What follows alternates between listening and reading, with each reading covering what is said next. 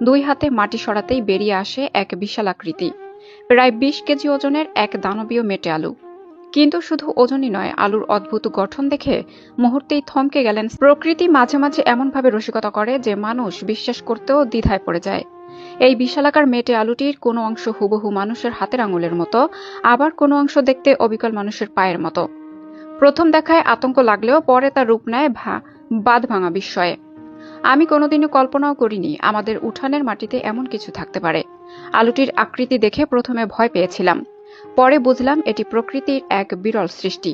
তাই এই বিস্ময়কর আলুর ভিডিও সামাজিক যোগাযোগ মাধ্যমে শেয়ার করার সাথে সাথেই তা ছড়িয়ে পড়ে দাবানলের মতো। সোমবার পুরো গ্রাম ভেঙে সবাই একবার ছুঁয়ে দেখতে চায় মাটির গভীর থেকে উঠে আসা এই রহস্যময় সৃষ্টিকে।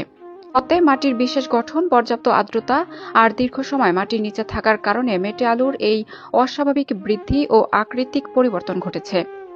এই জাতের আলুর যেহেতু কোনো নির্দিষ্ট ছাঁচ নেই, তাই মাটি আর সময়ের খেলায় এটি হয়ে উঠেছে